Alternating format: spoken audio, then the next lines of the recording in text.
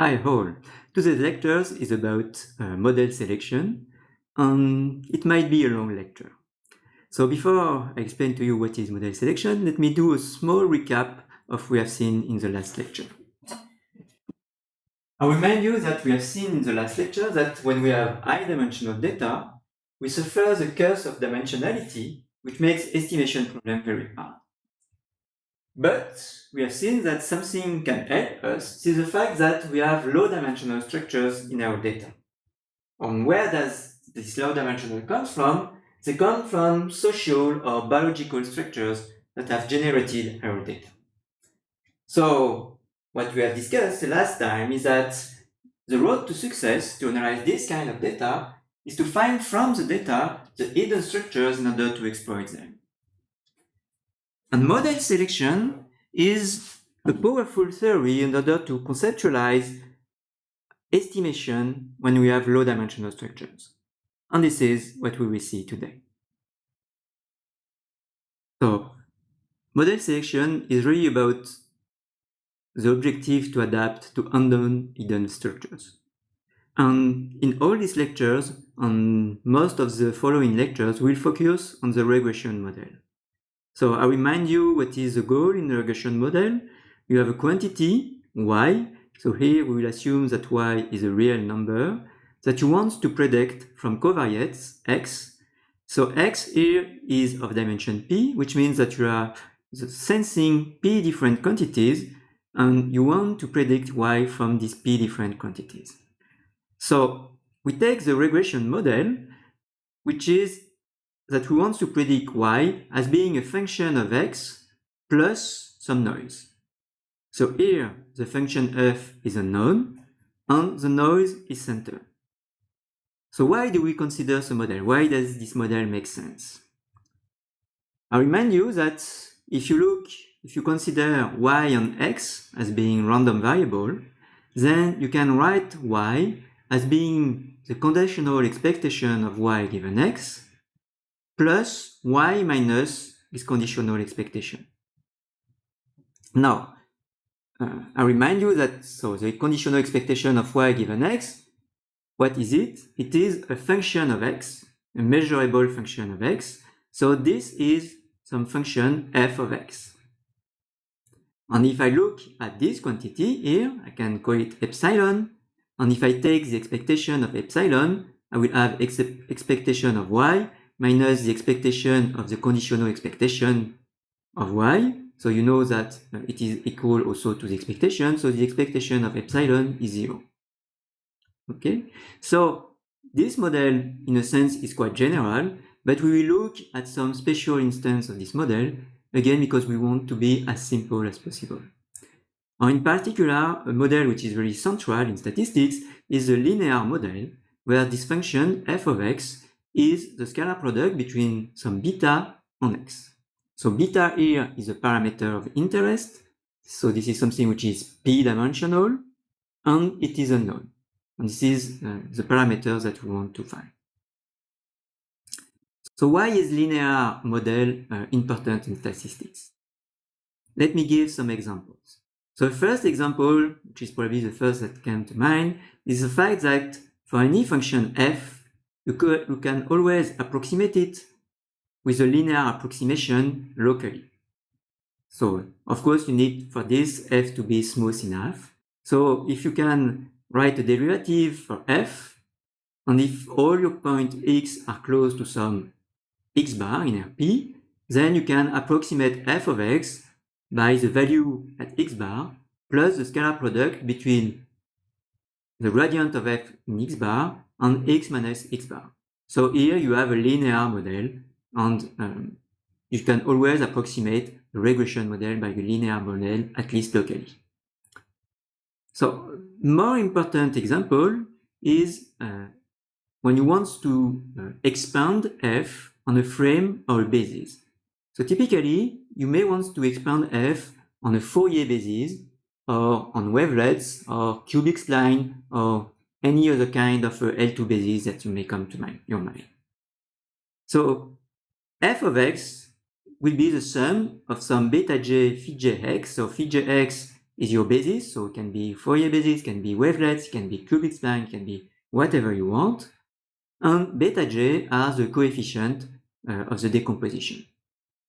So when you have such a decomposition, you can write it as a scalar product between beta and phi of x, my big phi of x here, capital phi, where capital phi of x is a vector where I have all the phi j of x. So I end up with a linear model.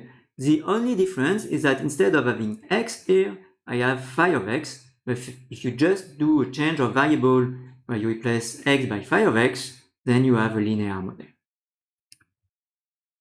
Another point which is important, especially for this course, is that typically when you do your expansion on a wavelet basis or a spline basis, all the coefficients beta j are not non-zero. Usually you only have a few number of them which are non-zero, or at least which are significantly non-zero. So it means that here you have an expansion which is sparse, only a few coefficients will be non-zero. And this is an interesting structure, of course.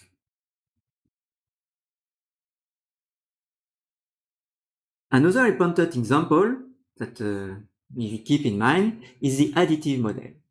So in the case of the additive model, what you assume is that f of x can be decomposed as a sum of functions of each coordinate. So x is in Rp, xk is a kth coordinate of x, and we assume that f of x can be written as a sum of a k of ak of xk. Alright, so this is the additive model, and now you can do just as in the example before, you can do a basis expansion of fk. Okay, so you can take Fourier, you can take wavelets or whatever you want. So if you do an expansion of fk on a basis phi j, what you end up is sum over j of some coefficient beta gk of phi j of xk. Alright? So you have here an expansion which is a bit more structured than in the example before, but again, you can write it as some vector beta, where beta collects all the beta gk for g in capital GK and k going from 1 to p, and phi of x is all the phi j of xk, where g belongs to gk and k goes from 1 to p. So again, after a change of variable of x in phi of x, you see that you have again a linear model. Alright? What kind of structure can we expect in this kind of model? Well, typically, in many situations, so you sense many different quantities, but only a few of them are useful for prediction. Only a few of them are influential on the y. So if only a few xk are influential, it means that most of the fk here are zero. So only a few of them are non-zero. So if only a few of them are non-zero, it means that in your expansion, you will have many beta gk, where g belongs to gk, that will be zero. So you only have a few groups of variables, of coefficients, beta gk, that will be non-zero. So you see that here the non-zero come by group, and this is related to the notion of group sparsity that we discuss in a minute. Okay, so these are examples of linear model. So what we see is that up to change of variable, we end up with a model which is linear in beta. So now we have n observation. Okay, so this is my model, but I have n observation. So I goes from 1 to n. So as always in this lecture, n will be the sample size. So I have my n observation, and as I do not want to write it each time I goes from 1 to n, I will write it in a vectorial form. So I will set y, which is a vector in Rn, which is yn, yn, f star, which is a signal, so f star is also a vector in Rn, and the es coordinate is f of xi, plus epsilon, so epsilon again is epsilon 1, epsilon. Okay? And in the following, we assume two things. So first, we assume that we are in the linear model. All right, so up to change a variable, this is something which is of interest. And if you are in the linear model, then you can write f star here, this f star, as x times beta star, where, so beta star is my coefficient of interest, which is unknown, and x is a matrix where each line corresponds to the xi. So x will be a matrix n by p, so n because we have n observation, and p because we sense p features, so xi is of dimension p. So this is the first assumption about the structures of f, and the second assumption is about the randomness. So here we assume that the xi are deterministic, so all the randomness is in the epsilon I, and we will assume that the epsilon I are IID with a Gaussian distribution, which is a Gaussian distribution which is centered with variance sigma square. So if the epsilon I are IID n0 sigma square, it means that epsilon, the vector which is in Rn, has a Gaussian distribution which is centered with covariance matrix which is sigma 2 In. So this will be my observation. So we'll consider, so these are the basic assumptions that we do, but we'll consider cases where, as we have seen just before, we have hidden structures. So what kind of hidden structures we consider? So here we will focus on two simple cases. There are some other cases that are given in the lecture notes, you can have a look, but for simplicity I will focus only on two cases, and the ones you have understood for two, you understand for all the others. So the first case is when you have a coordinate sparsity. So what is coordinate sparsity? Coordinate sparsity is when your vector beta star only have a few coefficients which are non-zero. So if I write the L0 norm, so it is not a norm, it is only a semi-norm, but anyway, I will say it is a norm just by an abuse of language. So if I denote by L0 norm of beta star the number of coefficients of beta star which are non-zero, so the number of entries of beta star that are non-zero, what we will assume in the coordinate sparsity is that this quantity is small. Okay?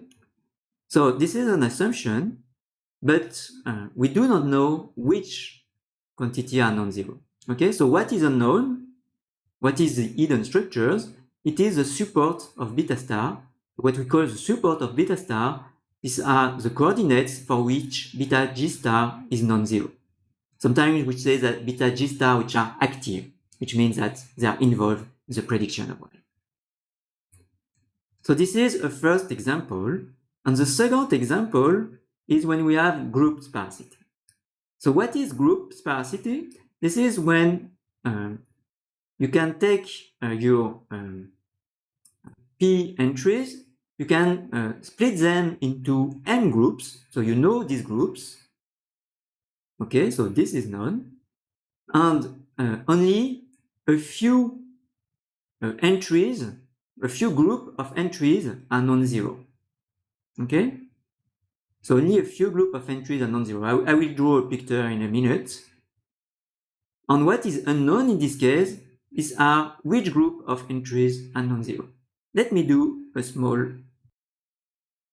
Now we can have a look on a small draw on the difference between coordinate sparsity and group sparsity. So when you have coordinate sparsity, so this is my vector beta, then it means that there are only a few entries here which are non-zero, and all the other entries are zero. So the entries that are non-zero, we don't know where they are, we don't have any information of them. In the case of group sparsity, we know that there are some groups.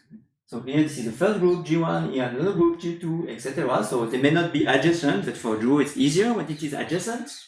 And you know that the non-zero value will come by group. So for example, here I will only have some zeros, but here the value will be non-zeros, and here I will have zeros, and here the value are non-zeros.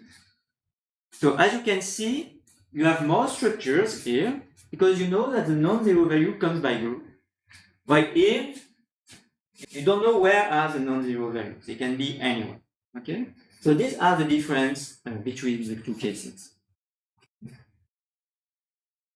So to sum up, what we assume is that we have an observation where we have a linear model for the signal, where the noise is IID Gaussian, and we assume also that we have some hidden structures for beta star, which is either coordinate sparsity, where we have non-zero value but we don't know where, or group sparsity, where we have non-zero value but they come by groups, and the groups are known in advance. So this is a model that we consider in these lectures, and yes, on most of the other lectures actually. I will not look at other structures, but you can imagine how it will work otherwise. So now it's time to do some statistics.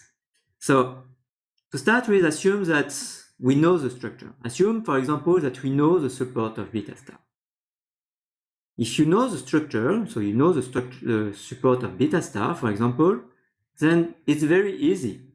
The only thing that you have to do is to take a linear model, but only with the coordinates which are in the support. So you're going from a large dimensional linear regression problem to a small dimensional linear regression problem if the support is small, if there are only a few variables which are active. So when the model is known, so well, we call it, so I will write m star for the support. So these are the values that are non-zero. And why is it m? Because we speak about model.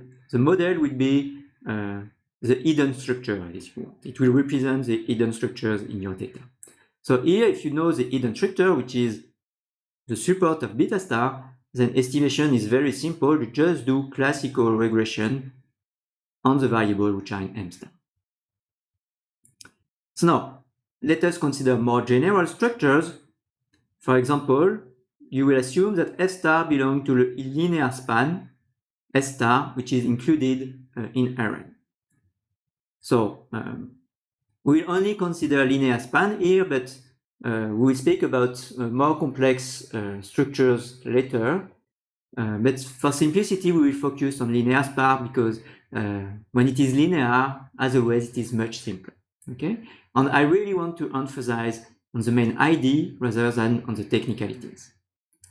So if you know, assume that you know the structure. So if the structure is known and you know that f star must belong to some linear span S star, then what would you do? You would simply maximize the likelihood under the constraint that the maximizer must belong to your constraint S star. So instead of maximizing the likelihood, usually we prefer to minimize the negative log likelihood because we always prefer to minimize in mathematics.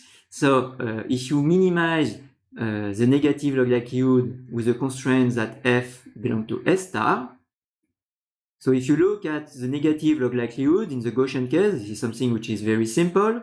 What do you have? You have the norm square between the vector y and f divided by 2 sigma square plus n over 2 log of 2 pi sigma square. Okay, so we assume that here that sigma square is known. So if you do the minimization of this under the constraint that f belongs to S star, so you are just minimizing the distance between y and f under the condition that f belongs to F star. So what you are doing is just to project y on S star. So you are just looking at the orthogonal projection of y on S star. And you could imagine that if the constraint was convex, then you would project on a convex set. And if you are interested in this case, you can look at one of the exercises, I don't remember which one, which is probably the last one of the chapter, where we consider the case where we are convex model, so we have convex S star. But here, for simplicity, we will stick to the linear span. So just to summarize this, what we have is that when the structure is known, well, the estimator is very simple, just take the projection. But of course, the problem is that the structure is not known. S star is not known in practice. And if you know it, you are back to low dimensional statistics, so it's easy. So what can we do? So the principle of model selection is the following.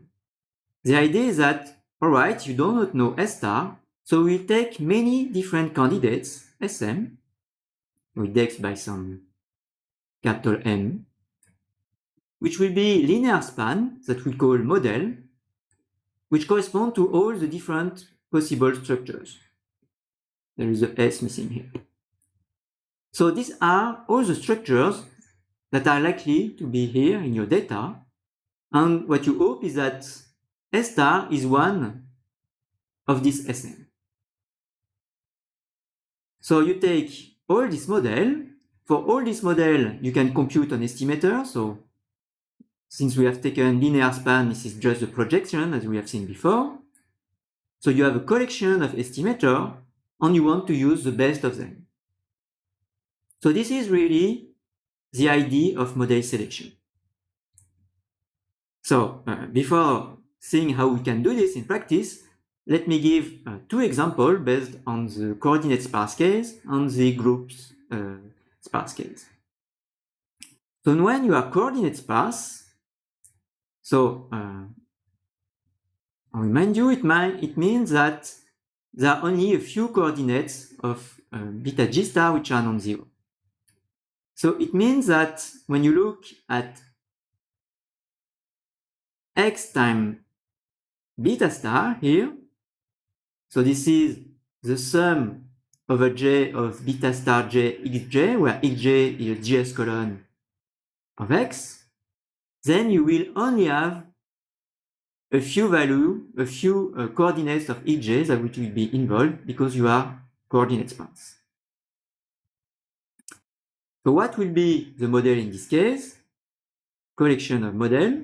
So it will be indexed by all the possible subset of 1p. Okay, so the index will correspond to the variables which are active. And then what will be the model? It will be the linear span of the xj for j in M. Okay, where xj is a GS column of x. So this is really due to the fact that here in your model, if you know that you are in M, you will take a decomposition xj sums over j of the beta j of the xj, which correspond here to the GS column of x. Okay, so you know that in this case the signal will be in Sm star. So you know that the signal is in Sm star, but you don't know in which M star. There exists one M star for which you are in Sm star. So what you will do, you will consider all the possible Sm, so all the linear span by the linear span of xj for j in the index set M for all the possible subset of 1p. So this corresponds to a collection of model, and you will have a corresponding collection of estimator, which will simply be the projection of y on this codes. So this is for coordinate sparse. Now let's look at group sparse. In this case, what is unknown is the group for which we have non-zero beta gk. So beta gk, maybe I have not said what it is. It is a vector beta where you only keep the coordinates which are in the group gk. So you just cut your vector beta and takes the part which is in the group gk. So what we don't know are which group are active. So we have to find which group are active. So we index by all the possible indices. So we take all the part of 1m. And what will be the model? It will be the linear span of the xj for j in the union of the group indexed by M, where M is your model. So you say, okay, for example, if you take M equal to 1 to 4, what will be S1 to 4? It will be the linear span where I take the columns which are in the group G1, G2, and G4. Right? So these are two examples. You can imagine other examples. You can have a look in the lecture notes where I give some other examples.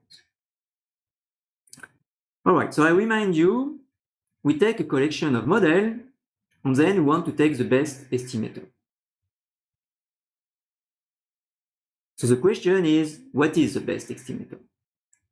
So first, if an estimator is the best, you have to compare an estimator with another.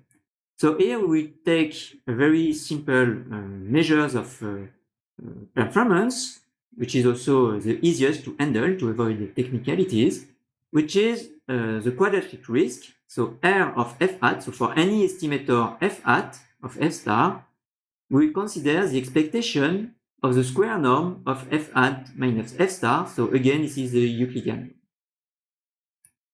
So this is what I decide to be my measure of quality for F hat. Of course, I could choose something else, but I will use this one. And again, this is mainly due to the fact that computations are very easy in this case. So what is the best estimator in terms of this measure of performance? Well, this is F hat M0, where M0 is the index M such that the risk of F hat M is the smallest. Okay, so this is the best estimator. So the point is, as we will see in a second, this quantity is unknown. So you need to have some inside information in order to compute this quantity. This is not something that a classical statistician can do. You need to have some extra power. You need to be actually an oracle. This is why we call it the oracle estimator. Okay, so this is something that you cannot compute from the data, but if you add an oracle, so maybe if you're back in the old time of in the antiquity, maybe you could have an oracle that could tell you, oh, you should take this estimator. But if you are just a standard statistician like me, this is not something that you can compute. So let me explain what is the value of this risk so that we can see that we cannot compute this.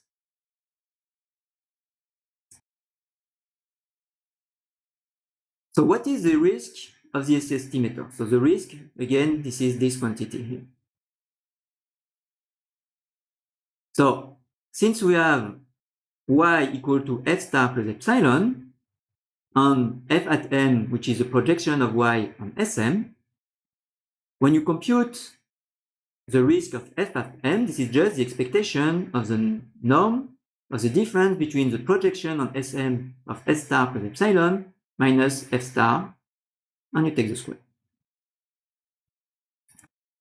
So here, the projection is linear because we are projecting on linear span.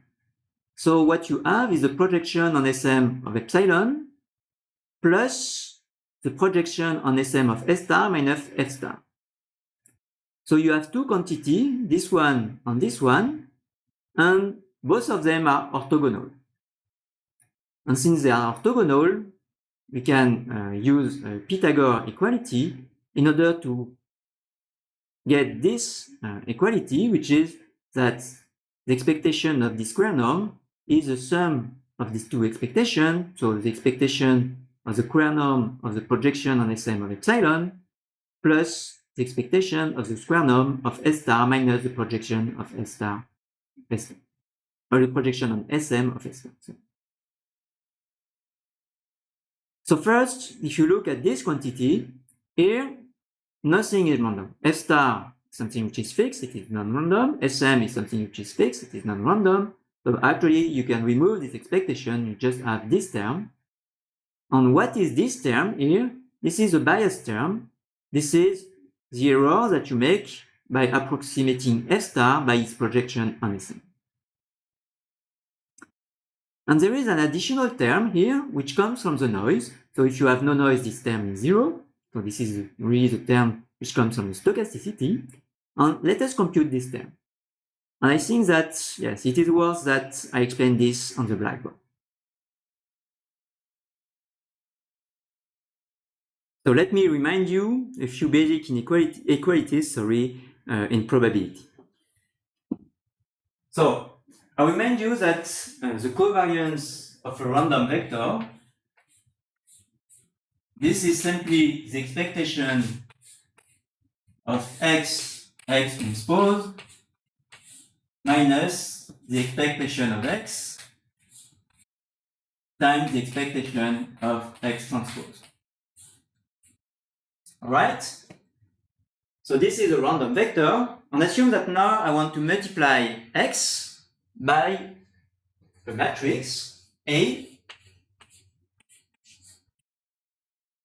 So I look at the covariance of AX. So of course, if X is a p-dimensional vector, A must be something like Q times P.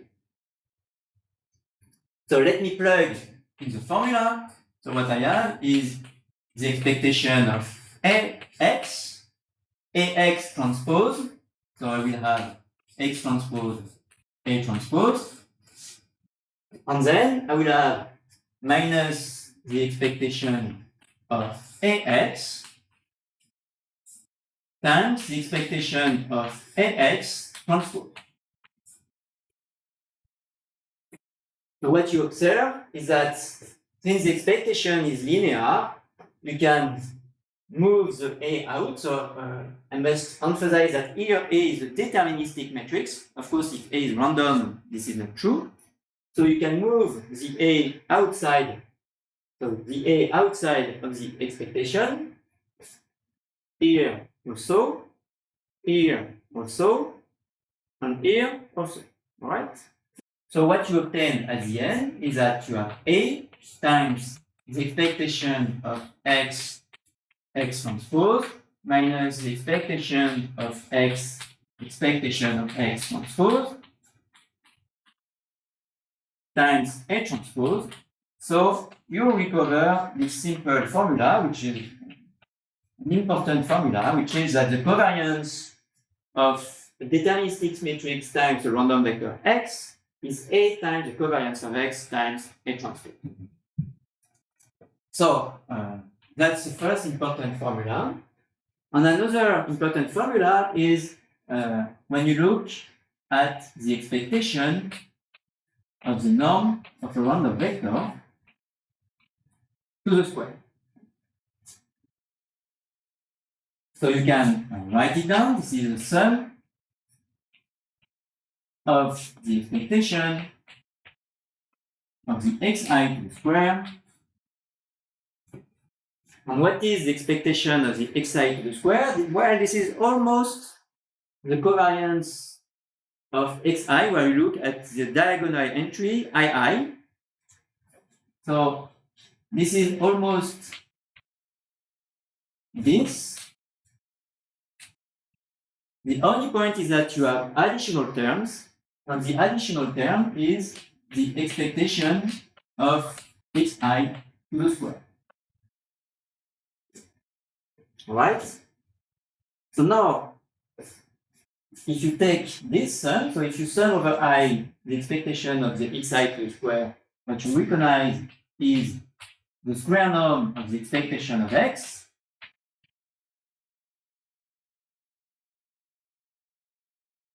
And if you sum over I the covariance, the diagonal element of the covariance, what you have is simply the trace of the covariance.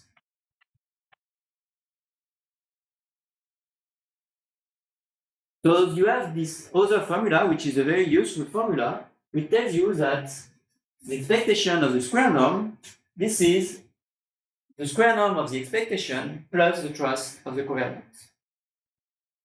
And of course, you can mix this formula with this formula to get this last formula, which is that the expectation of A times X square.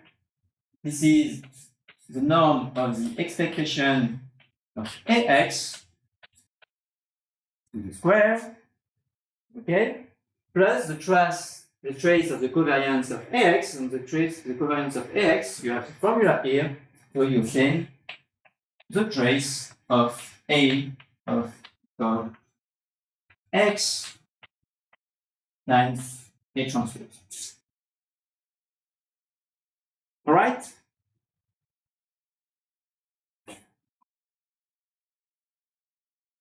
So for example, let's take the case that we want to compute.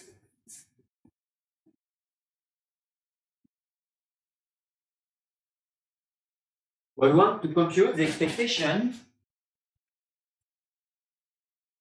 of the projection over a linear span S of epsilon to the square. And let us apply this formula. Okay, so I project on the linear span. And I assume that, I remind you, epsilon follows a Gaussian distribution with covariance sigma squared times delta. So what I will have the norm of the expectation of the projection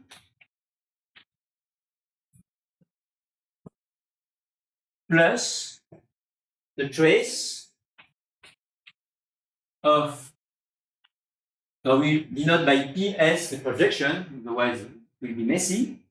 So PS is just a short notation for projection over S times the covariance, so times sigma square IN times PS transpose.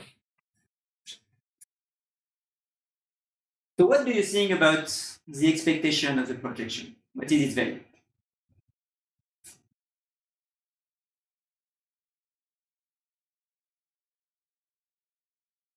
I remind you that the projection is linear, so you can interpret projection on expectation.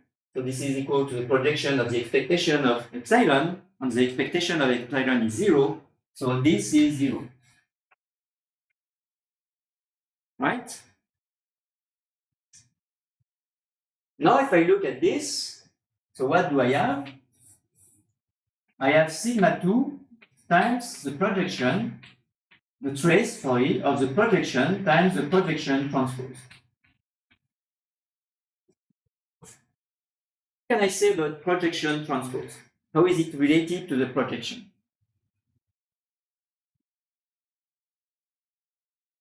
Well, the projection is a symmetric operator, so the projection transpose is equal to the projection. So I can remove here the projection. So here what I have is the projection square.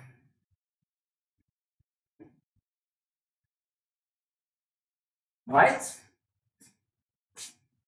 What can we say? When you project and project again, what do? You just project. Projection is an involution. So this is the same as just the projection.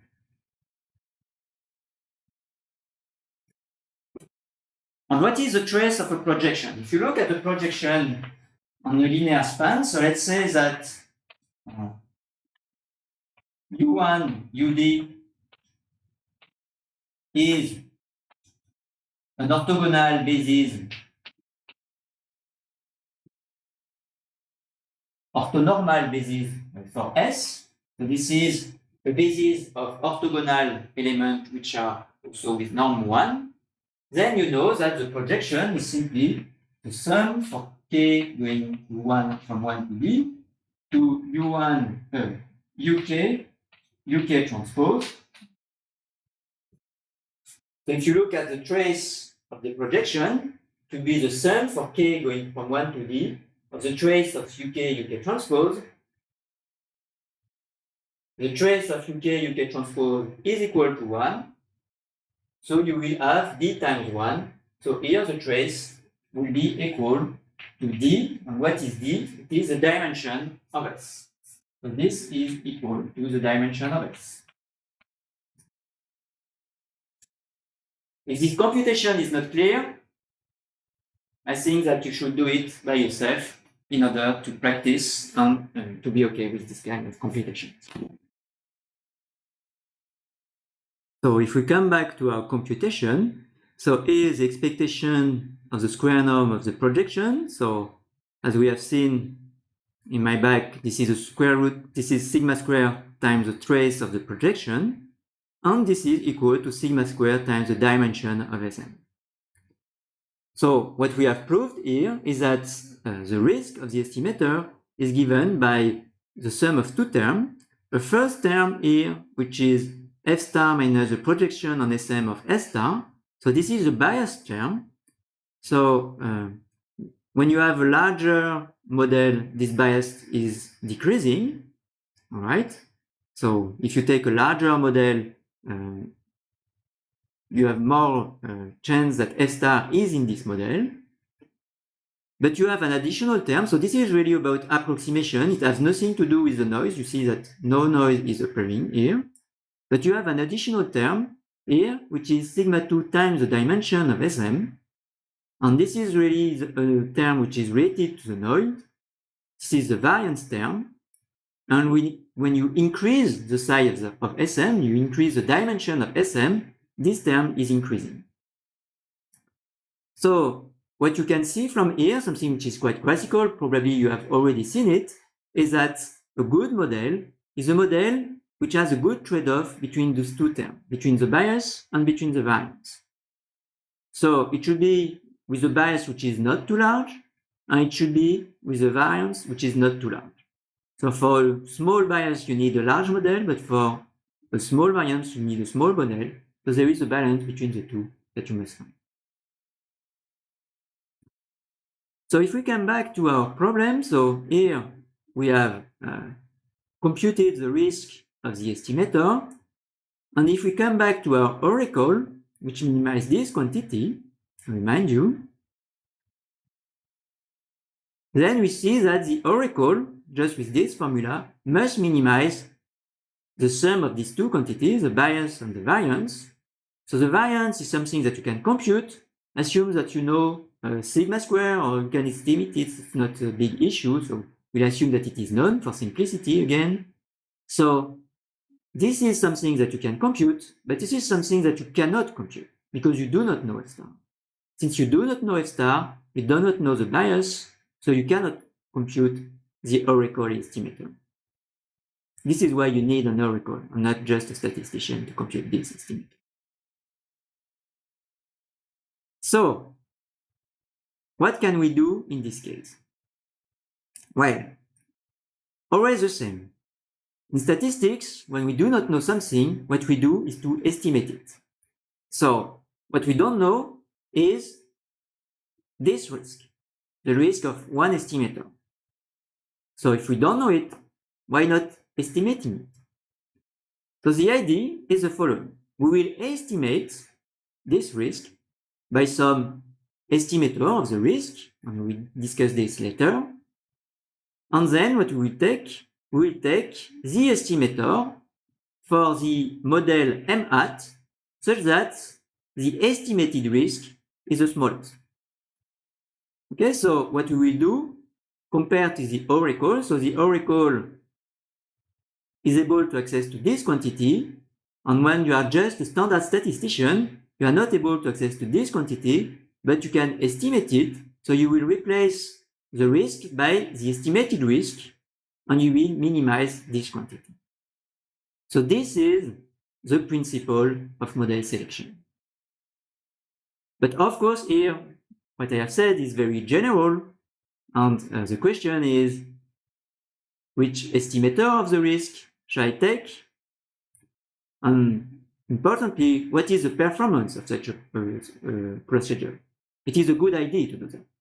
And this is exactly what we will see today. So we'll start with some history about model selection. And this is important because I will talk about AIC criterion and BIC criterion, which are still used a lot. So the first thing that you can say is, okay, It is naive, but this is probably the first idea that came to mind before we start thinking seriously about the problem. What you say, okay, I have different estimator. What not take the estimator which has the best fit on the data? So the estimator such that Fy of M is the closest to Y. Okay, so let me call M at naive this estimator, so which look at the F at M which is the closest to Y. If you do this, since F at M is a projection on Sm of Y, what will be the best estimator? Well, it will be the one for which the space Sm is the largest. Okay? The best is to take all the space. So the selected estimator will be the largest model. And if you take the largest model, you are likely not to achieve the best trade-off between the bias and the variance. Though it is a naive idea. So less naive idea, and it is not naive at all actually, is to look at unbiased estimation of the risk. Okay, so I want to estimate the risk, and it is very natural to look at unbiased estimation of the risk. So let's try to have some unbiased estimation of this risk. So I remind you that this risk is equal to the bias term plus the variance term. The variance term is something that you know, but the bias is something that you don't know that you want to estimate.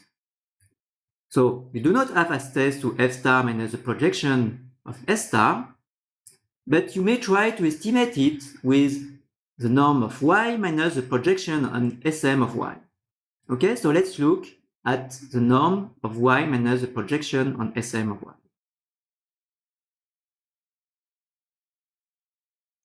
So if you look at the expectation of Y minus the projection on Sm of Y, which is F at M, so you write that Y is F star plus epsilon, so you have this equality here. And then what you will do, so you will take all the F star on one side, all the epsilon on the other side, and you will expand the square. And if you expand the square, so here you have the bias term. Again, there is no randomness here, so there is no expectation anymore. You have the noise term, where you have the expectation of the norm of epsilon minus the projection of epsilon to the square. And this is exactly what we have computed before. This is identity minus the projection on Sm on epsilon. So this corresponds to the projection on the orthogonal complement of Sm. So the projection on the orthogonal of Sm is of dimension n minus the dimension of Sm. So this is equal to n minus the dimension of Sm times sigma square. And you have the cross term. And what do you have in terms of cross term? So you have the cross term, you have F star minus the projection of S star, epsilon minus the projection of epsilon. So this is non-random, this is random. So you can take the expectation inside here. You have 0, but this term is 0. So if you look at this quantity, which is the quantity which corresponds to the fit that we were looking at before, what you see is that you have the risk of the estimator plus something fixed, which is n, minus twice the dimension of Sm. Okay? And this is something that you must correct if you want to estimate without bias this term. So if you want to estimate without bias this term, what you will do is to take the fit here, and you will add negative this term, so you will add 2 sigma square the dimension of Sm minus n sigma square. And this gives you an unbiased estimator of the risk in the sense that the expectation of this term is equal to this term. So it is very natural to use this estimator for selecting M, and if you do this, you do what is called AIC model selection. So you will use the AIC criterion, which minimize, so we take the M which minimize this quantity. So you can see that here you have minus n sigma square. It does not depend on M at all. So you can forget about this term. So you just take the square norm plus twice the dimension of Sm times sigma squared. And this corresponds to the AIC selection criterion. So it's a good idea, but unfortunately, it does not work in many settings. In particular, it will not work when M is very large, as in the coordinate sparse case or the group coordinate sparse case, where we have an exponential number of models per dimension. And if you want to do this, the best is to do the sign exercise 281. So you only have to look at part A and part B. So this is one of the two assigned exercises for this week. So look at this exercise and you will understand why AIC does not work in some setting. Okay, so it's a smart idea, but in general, it does not work. So here the idea was to try to have an unbiased estimate of this risk. There is another point of view coming from Bayesian statistics. So I will not spend too much time on it. I just explain briefly because this is something very classical, but we not talk about Bayesian estimation in this course, so I will not spend too much time on it. So we'll consider a Bayesian setting. So in a Bayesian setting, everything is random. So we assume that the model, M star, is sampled according to some distribution, which is known, which is pi. Okay, so pi m. So we assume that M star is sampled according to some pi. Then we assume that F star is sampled according to some diffuse distribution on Sm star. All right, so we select the space and then we sample F star in this space. And finally, what we observe is Y, which is equal to F star plus an additional independent noise, which is Gaussian with a Gaussian distribution and covariance sigma 2 identity. So if we consider this Bayesian model, then something that we can prove, and this is essentially a Laplace approximation, so this is not something very fancy. If you take minus the logarithm of the probability that F star is equal to M given Y, so here we are in a Bayesian setting, so since all these quantities are random, it makes sense to look at the probability that M star is equal to M, because here we consider M star as random. So if you look at the posterior probability that the model is M, so posterior means you look given Y, given your observation, then if you do some Laplace approximation, and I will not give any detail about that, you can obtain the following decomposition. So you have the square norm divided by 2 sigma square, plus the dimension divided by 2 times log n, minus the logarithm of pi m, so pi m is my probability here, and you have additional term, and this additional term, either they are small compared to this, or they do not depend on m. And since they do not depend on m, we can forget them. All right? So this is something that you can prove. And for example, you may say, okay, so I don't know what is the prior here, how the model has been sampled. So if you take a uniform distribution, you will have something here which is constant, which does not depend on m, so you can forget it. And you can take m, which minimizes this quantity, which means that you will take the m with the largest probability, posterior probability, to be m star. And if you do this, so usually we multiply everything by 2 sigma squared just for simplicity, then we end up with what is called the BIC criterion, so B for Bayesian. So you end up with a BIC criterion where you minimize over m, the square norm again, plus the dimension times log n times sigma 3. So if you compare the BIC criterion with the AIC criterion, the AIC, so we had the fit plus twice the dimension sigma 2. Here, the twice is replaced by logarithm of it, where the fit is the same, the dimension sigma 2, but twice is the 2 is replaced by logarithm of it. So this is the difference between BIC and AIC. So again, this is something smart, which makes sense, but I emphasize the fact that this approximation works when n goes to infinity and p is fixed. So if you are in a setting where p is fixed and n goes infinity, this makes sense, and you can give some result for this, but it does not work in a setting where p is large and n is not that large. It does not always work, at least, and it will not work when n is very large. And again, if you want to see this, look at exercise 281. This is something that I will repeat several times today. This is a very important exercise. You really should do it by yourself. All right, so we have a naive ID, okay, so it does not work. We have two smart IDs, they do not work. So at the end, the question is, well, what shall I do? So I ask you the question, what would you do? But before answering the question, I think maybe we should have a break.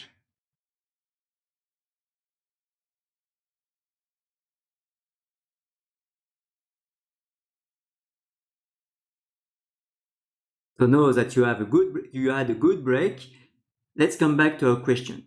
So we have seen that AIC and BIC is not always working. So the question is, what should we do?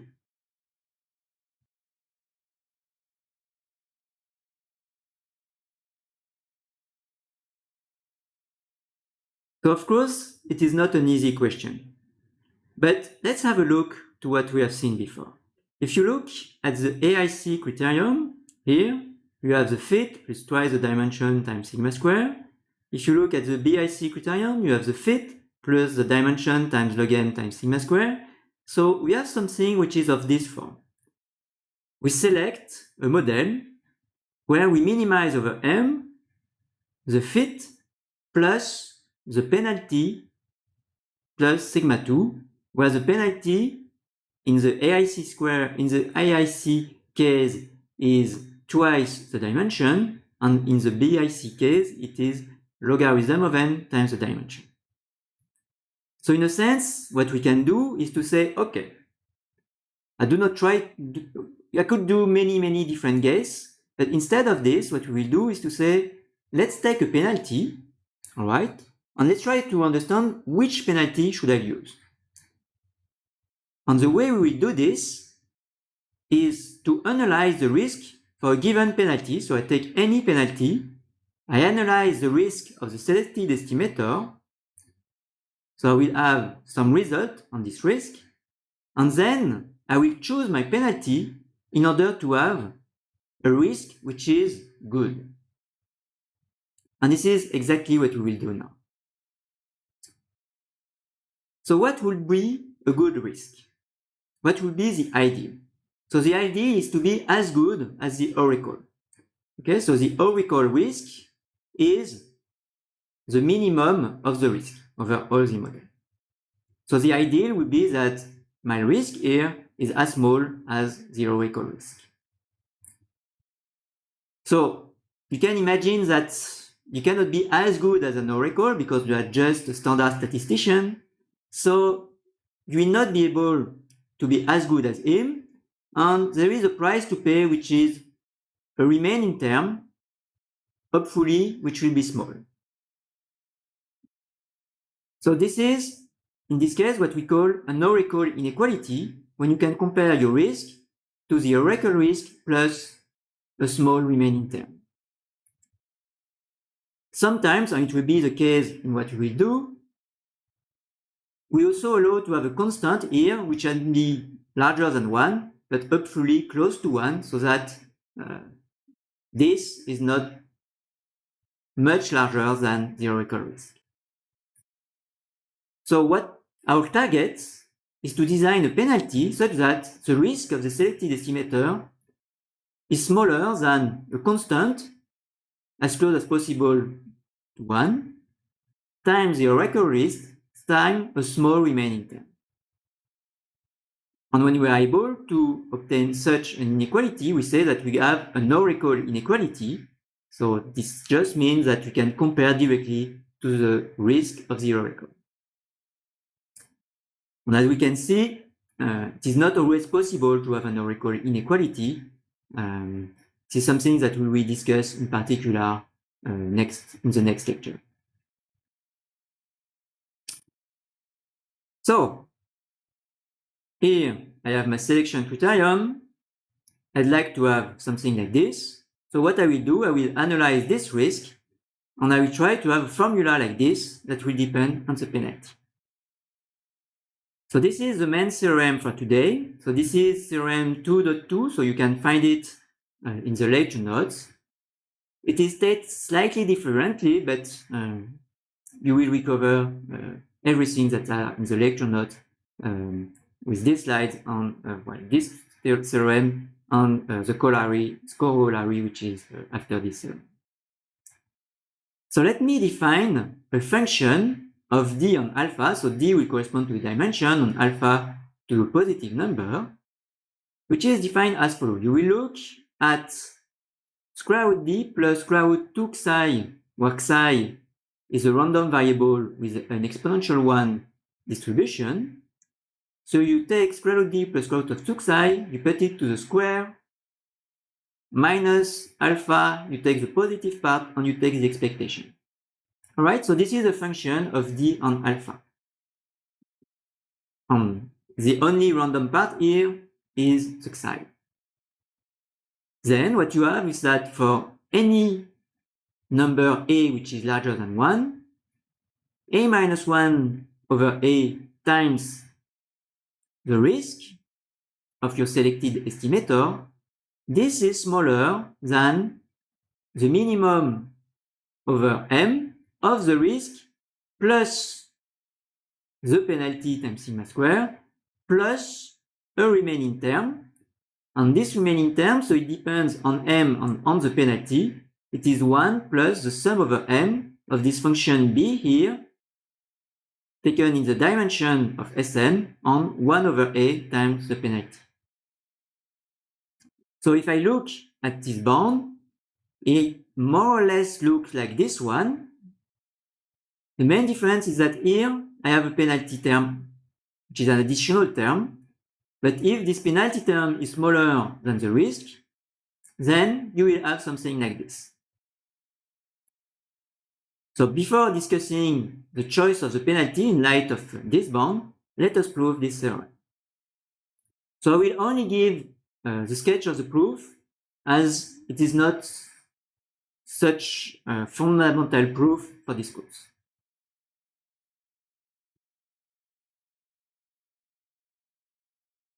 So this proof is clearly the most involved part in this lecture, and maybe you can skip it for its first lecture and come back later, and you can skip it and go directly to the choice of the penalty. So let us prove this theorem, and first I recall some very useful inequalities, which are these two inequalities. So if you take any a which is positive, you know that twice the scalar product of x and y, this is smaller than a times the square norm of x plus 1 over a times the square norm of y. Why is it true? The proof is very simple. Just take the square norm of square root a x plus 1 over square root a y, expand the square, and you find this inequality. In addition, if I look at x plus y to the square, if you expand the square, you have x squared plus y squared plus twice the square product. You plug this formula and you end up with this inequality. So these are inequalities that we use very often when you want to disentangle two quantity x and y and just have something which depends only on x and only on y. But of course, you will have to choose in a smart way your a.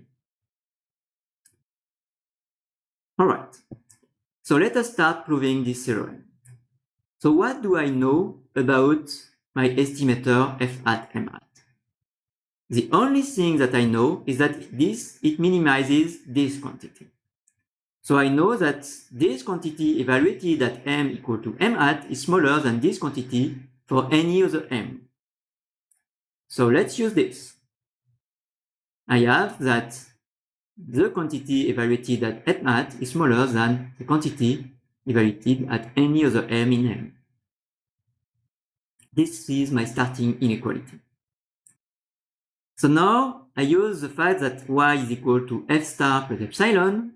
So I plug this here in y, and I will expand the square. If I expand the square and do a little bit of algebra in order to move from one side to the other side the scalar product, and the square norm of epsilon will cancel on both sides, I end up with this inequality where I have that the square norm of f star minus f hat of m hat, so this is the quantity of interest for me, it is upper bounded by the same quantity in M plus the penalty plus a first scalar product where I have epsilon f star minus f hat m plus an additional term where I have the scalar product of epsilon with f hat in m hat minus f star minus the penalty taken in m hat times sigma squared. So here I have essentially three terms. And the first term, which is this one, well, this is something that appears in my bound. I remind you that the risk is equal to the bias plus the variance, and here I also have the penalty. So here I have the bias, I have the risk, there is no bias, so it is just f star minus f hat of m. So if I take the expectation, I will have the risk of f at m. And here I have the penalty, so I will have the penalty. And since it is true for all m, I will have the infimum over all m. So now I have an additional term, which is this cross product. So if you look at this cross product, so I remind you that this is a projection over Sm of f star plus epsilon. If you expand the sum, splitting on one side the f star, on the other side the epsilon, this is a very simple computation, and you find that it is equal to minus the expectation of the norm of the projection of epsilon on Sm, so square. Okay, do this computation by yourself. And if it is not clear, you have details in the lecture notes.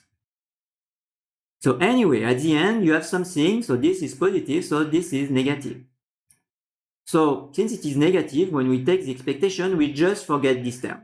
Okay, so we could do some refinement by keeping this term, but I am lazy, so I forget this term. So this is okay. This I will forget. So what I have is to look at the expectation of this term. But this term is much harder to analyze. Why is it more harder to analyze?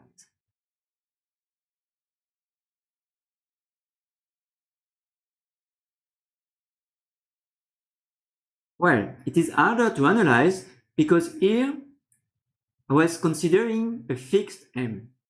But here, the index depends itself on the observation, so it depends on epsilon. So I will look at epsilon projected on a set which depends itself on epsilon. And this is why it is hard, at least harder, to analyze this term. So what we will do, we will fully use the fact that we have linear model. And this is again why we consider linear model, because everything is simple. So let me call bar Sm, which is Sm plus the line which is spanned by f star.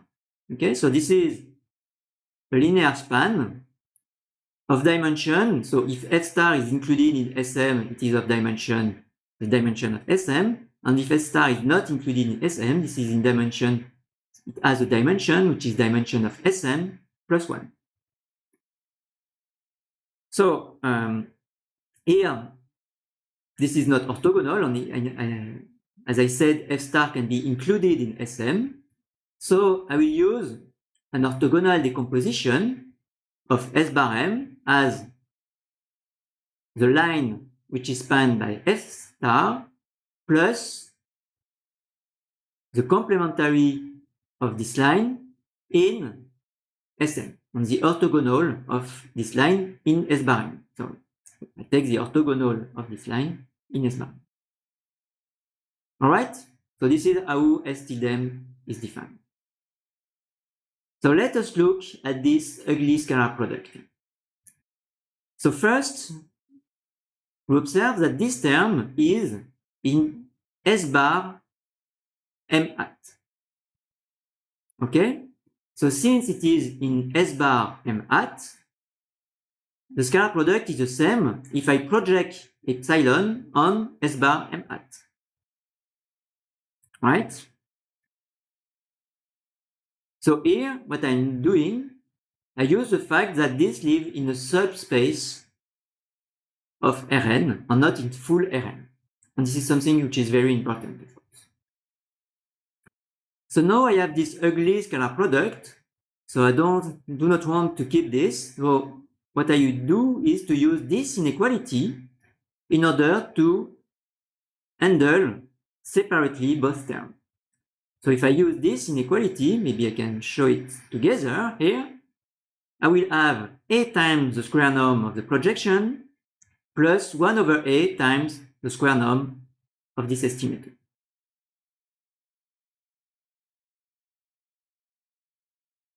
And now I use the fact that S bar can be decomposed in terms of the line S star plus S tilde.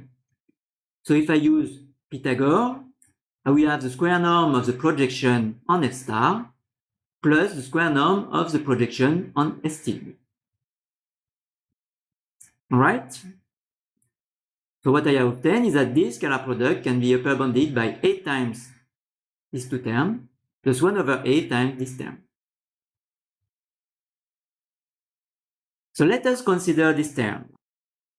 This term is exactly the same as this term, but with the factor 1 over A. So what we will do, we will take this term and we will move it on the other side of the inequality. So if you take this inequality and you want to plug this inequality, what we will do is to take this term and move it on the other side of the inequality. So if I move it on the other side of the inequality and then take the expectation, I will have 1 minus 1 over A, the expectation of this term, which is simply the risk of f hat of m hat. Then I take the expectation of this term, so I have the risk of f hat m plus the penalty times sigma 2, so this is something which is not random, so you can just let it as it is. Then there is the expectation of this term. I remind you that it is negative, so we forget it. And there is this last term, which is, okay, I forgot one point here, which is A times d square, this term, minus, so it is missing here, I will add it in the lecture notes, minus the penalty m hat times sigma square. Okay? So here there is the minus the penalty which is missing. So let us look at these terms. So here, what I have is expectation of the square norm of the projection on f star of epsilon. But what is this distribution? So I take epsilon and I project on a line. So if I project on a line, I end up with something which is a Gaussian distribution of dimension 1, and the expectation of this, so it should not be 1, it is sigma square. Because, let me show you on a blackboard. So if you look at the norm of the projection on f star of epsilon to the square, so you know that since you are taking the projection with a line, this is simply the norm. So this is simply equal to the scalar product of the direction of the line with epsilon to the square. And I remind you that epsilon follows the standard Gaussian distribution. So this quantity will follow a distribution with variance which is sigma square times the norm of this vector, but the norm of this vector is 1 because this is just the unit direction, the unit vector which gives you the direction of the line. So you only have n0 sigma 2. Okay, so I encourage you to check this. Okay, this is a good exercise. So I have something which is a Gaussian, and of course it is to the square. Okay, so with an abuse of notation, I write it like this. So at the end, if I take the expectation of this, what I obtain, that it is equal to sigma square. For the first term, we have sigma square. So we have seen that the expectation of this first term is sigma square. So again, I will correct it in the lecture notes. So now let's look at the second term. Oh, the penalty is here actually. I thought that I missed it, but it is here. I just did not see it.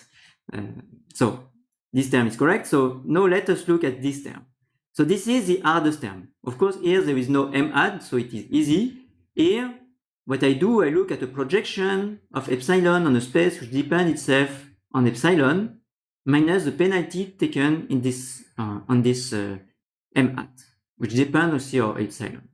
So this is not easy to handle this term, at least exactly. So what we do is something very simple. We say, okay, let's look at the worst case. What would be the worst m? So we will upbound this expectation by the expectation of the supremum. And we will use one of the tricks that we have seen in the last lectures.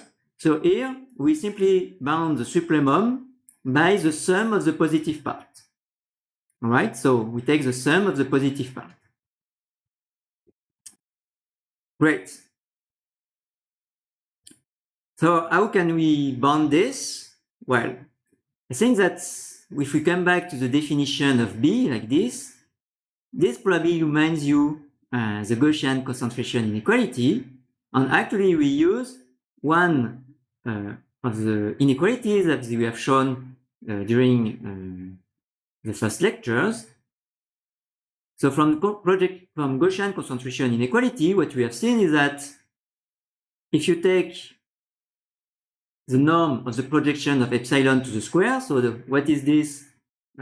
This is a Lipschitz function of epsilon. So we know that it is smaller. So since we put it to the square, okay, so if you forget about the square, if you remove the square, you have something which is 1 Lipschitz. So you know that it will be smaller than the expectation plus square root of 2 psi m. And then you use Cauchy-Schwarz inequality to upbound this, so as we have done in the first lecture, and then you set it to the square. So I go quite fast because this is something that we have seen in the first lecture. Okay, so we have this upper bound from Gaussian concentration inequality and what we have done during the first lecture. And we have computed this quantity.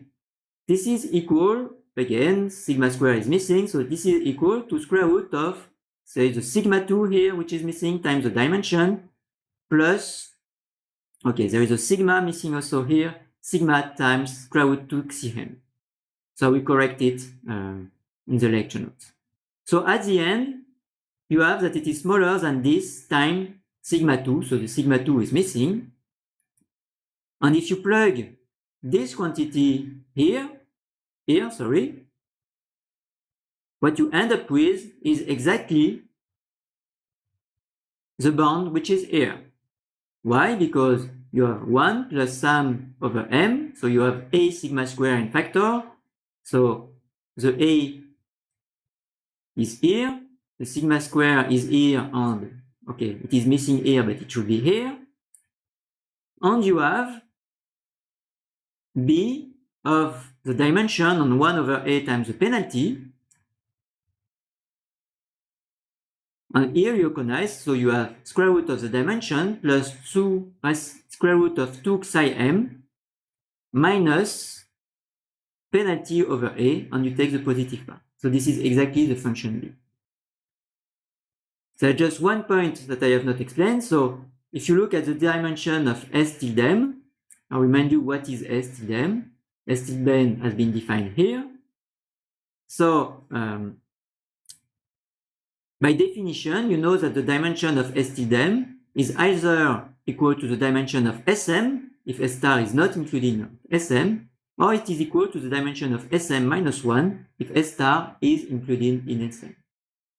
So you obtain that the dimension of S tilde m is smaller than the dimension of Sm, and this is why here you have the dimension of Sm upper m. Otherwise, it will be the dimension of S tilde m. Of course, it's true with the dimension of S tilde m, but S tilde m is not something that you can observe because S tilde m depends on F star, and you do not know F star. So that's why we use the dimension of Sm.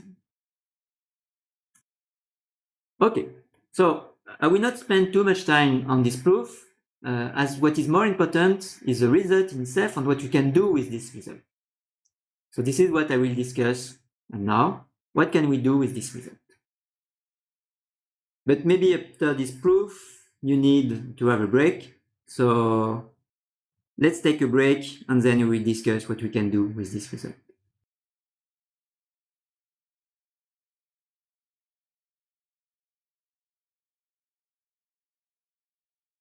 So let's see what we can do with this result, and in particular how we can choose the penalty based on this result.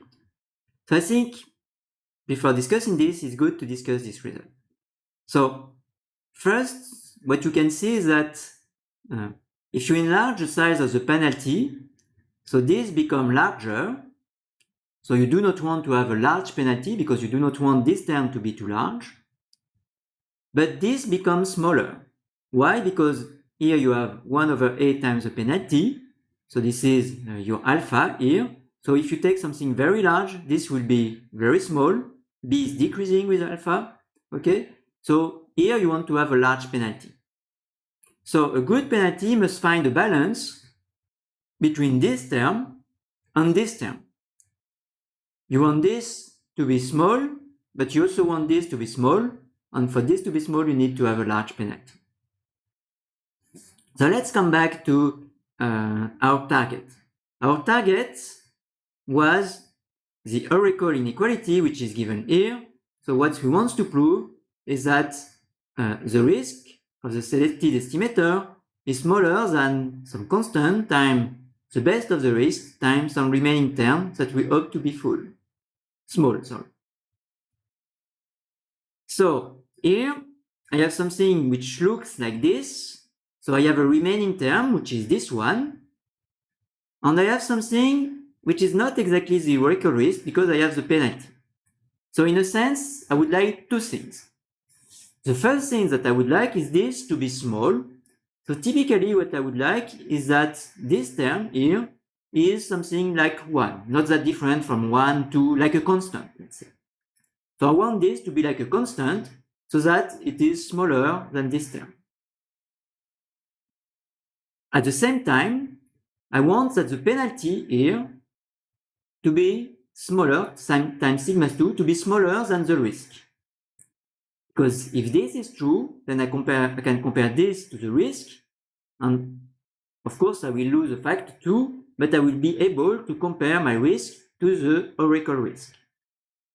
So the ideal is to have a penalty such that we have this penalty here, which is smaller than at least a constant times the risk, and this remaining term here, which behaves like a constant. So it will not be always possible, but this is what we will try to do. And first, we will try to have this, which behaves like a constant, and this is how we choose the penalty. So let's proceed this way.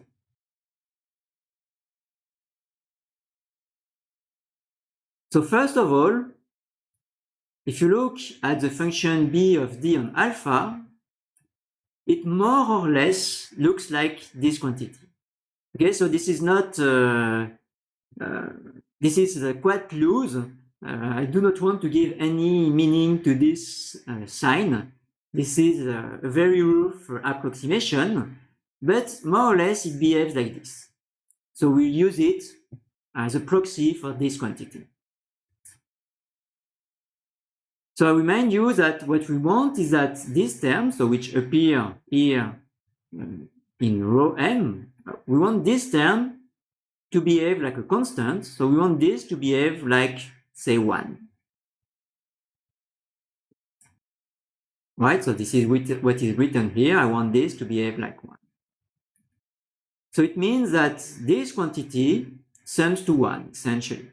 So we want this quantity to behave like some pi m, where pi m is a probability distribution on M, so you must have sum of the pi m equal to 1. So B is always non-negative, so pi m must be non-negative, and we want that it sums to 1. So let's try to find the penalty such that we have more or less this equality. Okay, so this is why this word equal, this is not an equal, this is a more or less equal. And to do this, so we not try to exactly solve this, we try to solve this, but by replacing b by this function. Okay, so if I replace b by this function here, which is simpler, what I want to do when solving this is to solve this equation, and solving this equation gives you exactly, so if you solve it, you will find that the penalty should be given by a times square root of the dimension plus square root of 2 times log over 1 pm for some a larger than 1. Okay, so we call bm this penalty. So why bm? This is for Birger and Massart, which have proposed to use this penalty. So we take a penalty of this form. So here what I have is the square root of dimension, and here I have something which will depend on my pi m. So I will still have to choose my pi m. But before choosing the pi m, let us translate the theorem 2.2 with this penalty. What do I obtain as a bound? I obtain the following bound. So this is a corollary of the theorem, and this is actually theorem 2.2 in the lecture notes. What you obtain is that there exists some constant C of A, which is larger than 1, such that the risk of the selected estimator is smaller than the constant times A, a constant which only depends on A, of the minimum over M of the risk of the estimator plus 1 plus the logarithm of 1 over pi m sigma squared. Okay, so the result of theorem 2.2 exactly translates into this result. So now that we have this result for this choice of the penalty, then we still have to choose the prior pi m. We still have to choose the pi m, and this is what we will do in the following.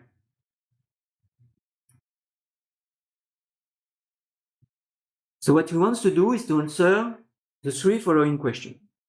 First, how shall I choose pi m in order to have an oracle inequality?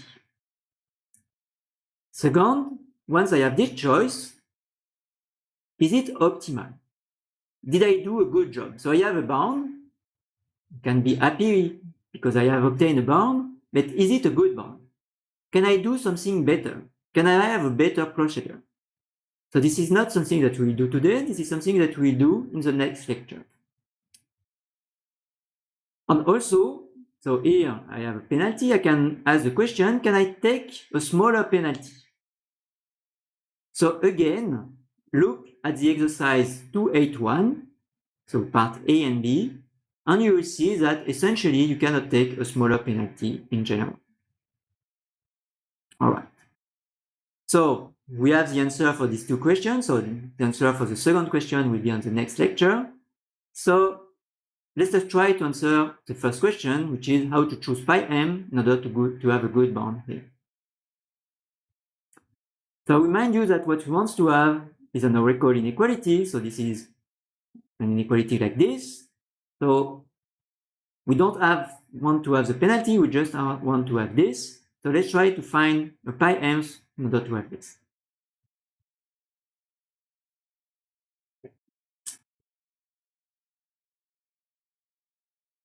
Okay, so we want to choose pi m in such a way that my minimum here, which appear in my bound, okay, so this does not depend on m, so we can forget about it.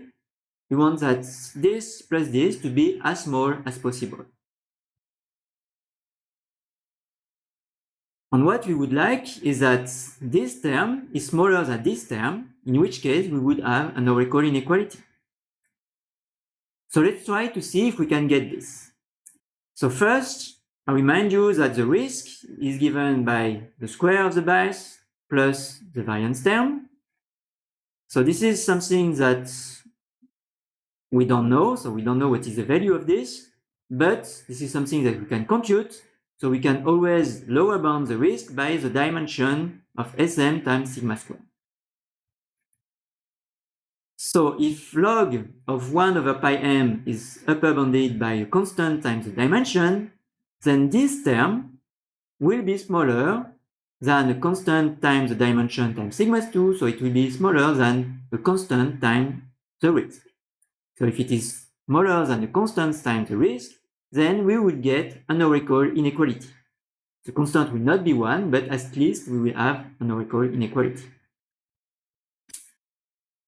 So this is in the ideal case, but unfortunately, it is not always possible to do this when m is very large. And this is not due to the fact that my analysis was not good. It is due to the fact that it is clearly impossible. And we will see in the next lectures that if it was possible, then we will break some inequalities which are true, so it cannot be possible. All right.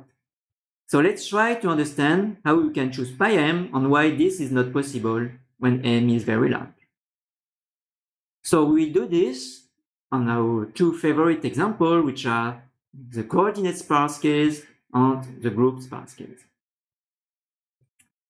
So maybe you need a refresher. So in the coordinate sparse case, I remind you that the index is given by all the subset of 1p. So m will correspond to the active variable, so the variable that we will select.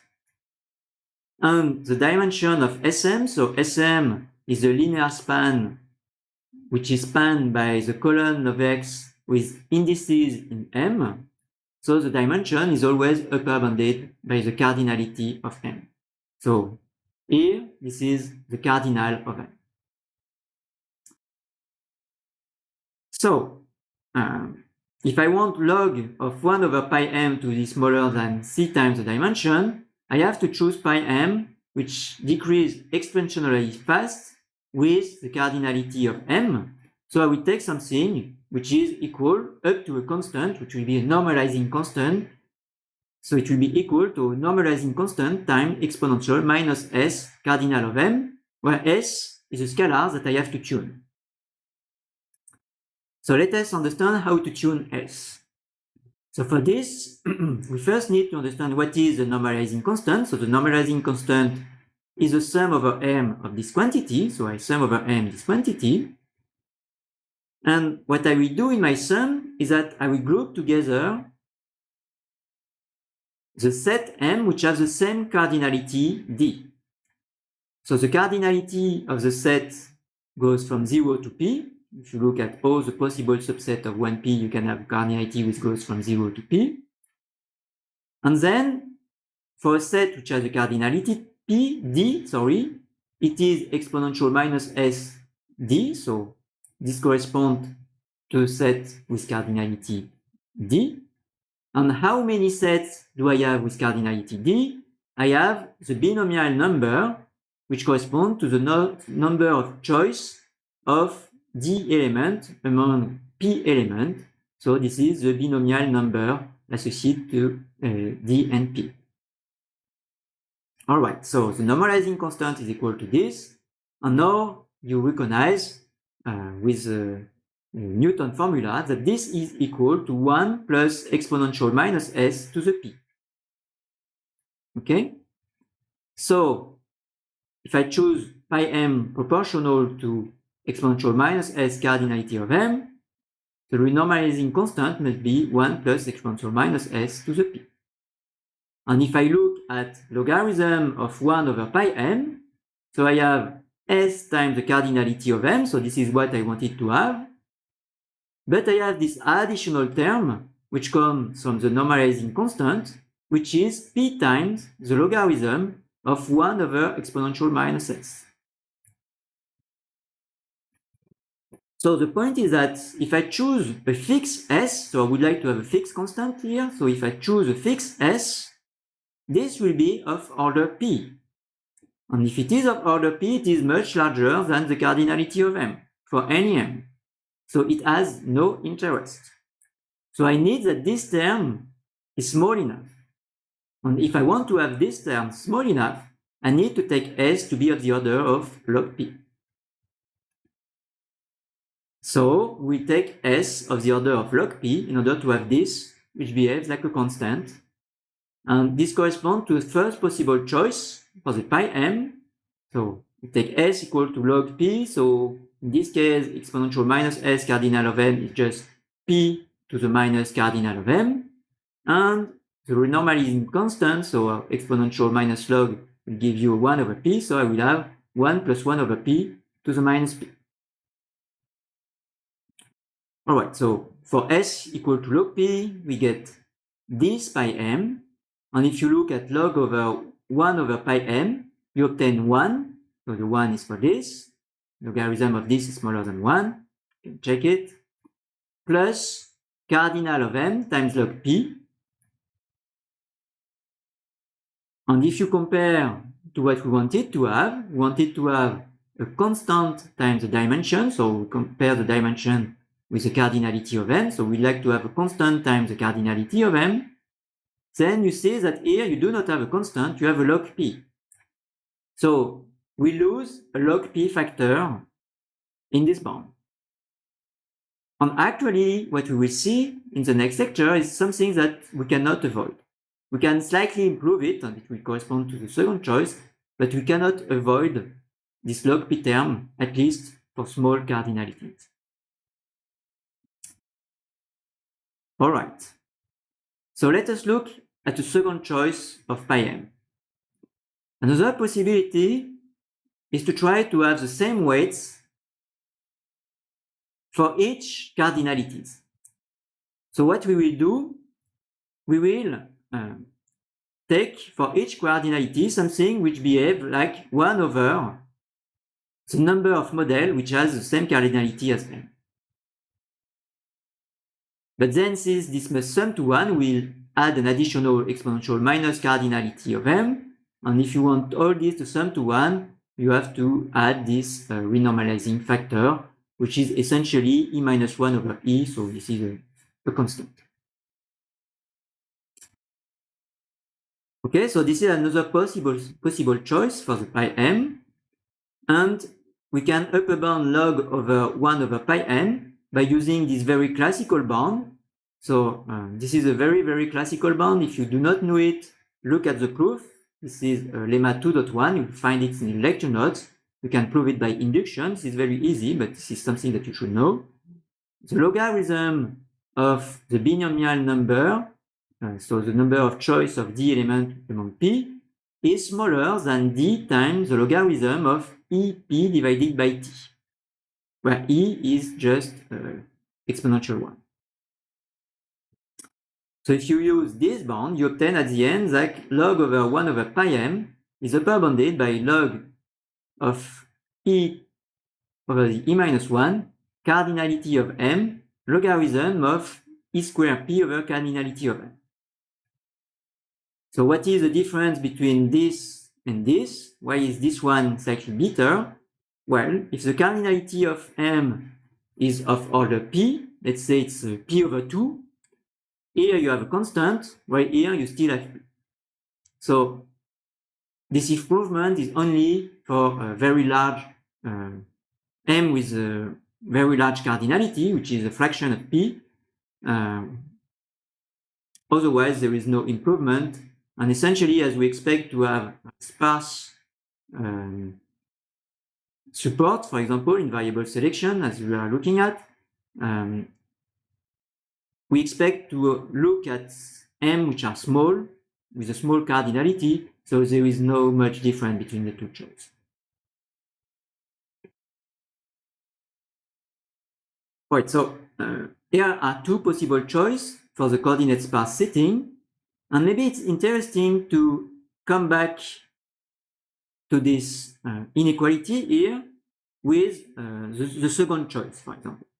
Okay, so if we come back to this inequality with the choice of pi m, which corresponds to the second choice, so for which we have this bound on log of 1 over pi m, we obtain the following result. So let me call m star the true support of beta star. So here, this is just the corollary. And now I will say that the infimum is always smaller than this value for m equal to m star. And if I take m equal to m star, so what is the risk in this case? So since f star will belong to Sm stars, there is no bias at all. So you only have the variance. And what will be the variance? It will be the cardinality of m star times sigma 2. So what you obtain is that the risk is upper bounded by this term plus this term. And if you plug here this upper bound, you obtain that by inflating the constant here, so for another constant that I call C prime A, this is smaller than the number of non-zero coordinates times essentially log of P over the number of non-zero coordinates times sigma 2. So when the cardinality here of m star is small, you have something which is essentially as the cardinality of m star times log p times sigma 2. And what we will see in the next lectures is that actually no estimator can do something better than that up to constant. Okay, the constant here has no reason to be optimal, especially because the analysis that we did was not very tight.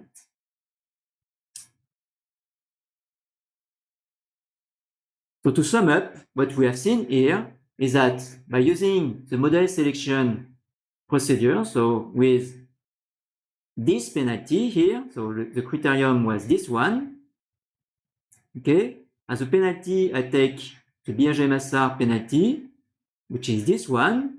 So for this I have to specify the weights. I specify it with this formula. Then I obtain a selection procedure whose risk is upper bounded by this, and as we will see in the next lecture, this is something that we cannot approve up to constant. All right, so this was an example for the case of coordinate sparse regression. If you take the other example of group sparse regression, so we look at group sparsity, well, what changed when you look at group sparsity? Let me go back to the definition of the model. Sorry for this. So what was the difference? Here I had all the subset of 1p, and I will move to all the subset of 1m. Okay, so what will you do? You will take exactly the same weights, but you will change p by m. And this is what we do. So for the group sparse setting, we take exactly the same pi, so either choice 1 or choice 2 is not a big difference in practice, but we will replace p by m. And if you look at the upper bound that you will obtain, essentially you will have some log p which will be replaced by log m, which is much better.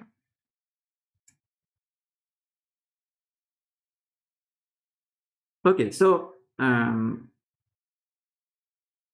this is most of the theory that we see for today, but let us now discuss this result a bit more. So first, I think it is worth to have a look at a small numerical illustration. So if you go at section 2.5 in the lecture notes, you have an example of, in the coordinate sparse case of model selection, when we are in the sparse basis expansion setting. So we have f of x that is expanded on a Fourier basis. Okay, so the phi j are the Fourier basis, and we assume that this expansion is sparse. And if you look in the lecture note in section 2.5, you have some example that I will show to you now. So here in these pictures, what you have, so on the top left corner, so you have the signal, so the signal is not observed, which is here in black, and you have the observation, which are the dots in gray, okay? So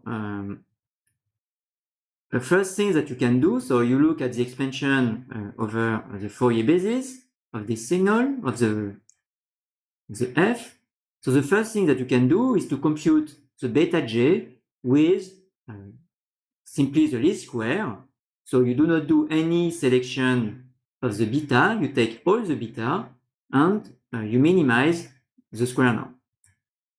So if you do this, so the simple ordinary least square estimator, you obtain this very wavy estimator, which is not a good estimator of the signal. Okay. Now, if you do sparse estimation, as we have seen, you can look at the results that you obtain with the Oracle estimator. So the Oracle estimator, well, it gives you this estimation, and as you can see, it is a very good estimation of the signal in this example. And now we can compare to the model selection estimator that we obtain by taking the choice one as the weights with the Birger-Massard penalty. Okay, so we take the penalty that we have seen, but with the choice one of weights. And this is what you obtain. So as you can see, it is not as good as the Oracle estimator, but still it is a good estimation of the signal. So here, I was not using the fact that I have a sparse expansion on the Fourier basis. So I pay the curse of dimensionality by having something which is not good at all. And here I use the sparsity. This is fully data driven, and I obtain an estimation which is quite good. So if you think to the message of the last lectures, by using the fact that we have low dimensional structures, so here the low dimensional structures is the fact that beta star is coordinate sparse, we are able to break the curse of dimensionality and to do some good estimation. So this is of course a toy example, it is just an illustration, but this is really something which works well in practice. Well, when I say that it works well in practice, I should add another sentence, which is when you are able to compute it. Because the big issue with model selection is that usually you will not be able to compute the M hat. So this is a powerful theory, as we will see next week, in the next lectures.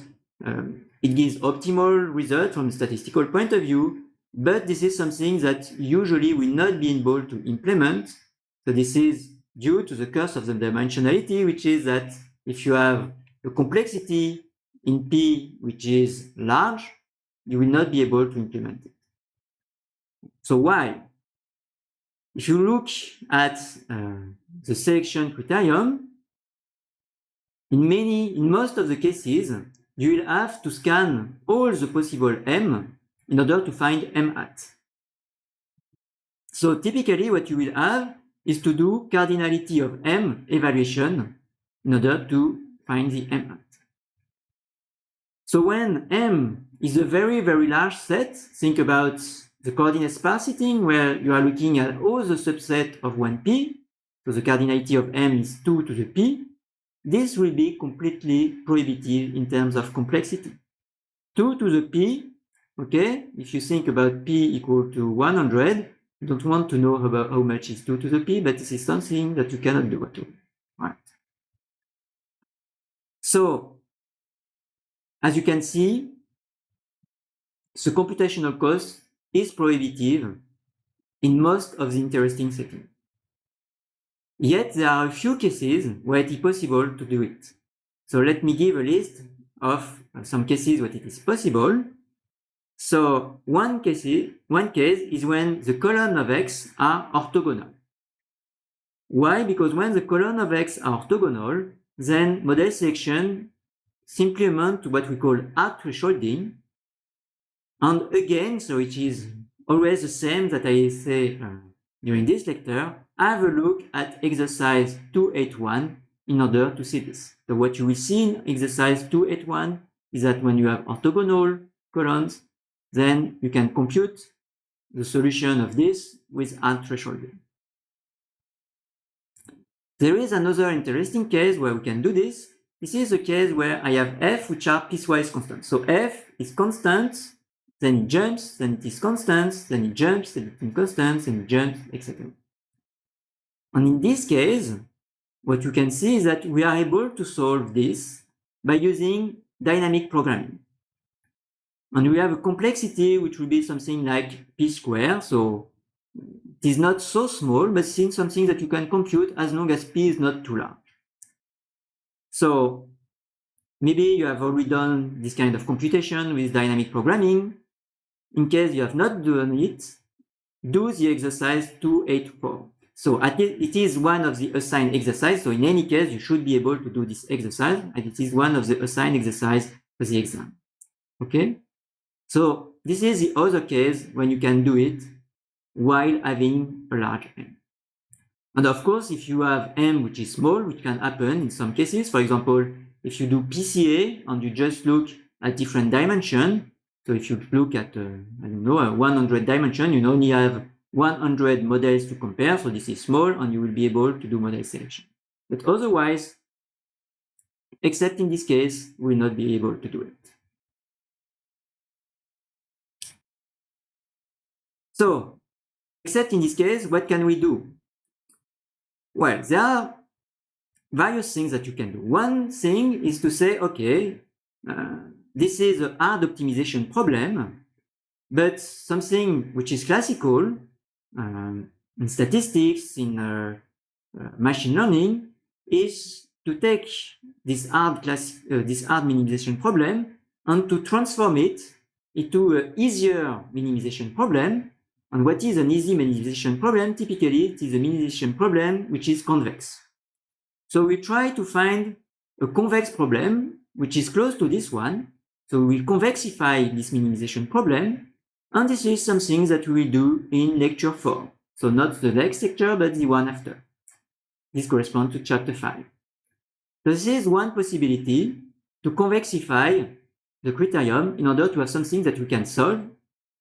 But of course, there is a price to pay for this. The performance will not be exactly as good as for full model selection with full optimization.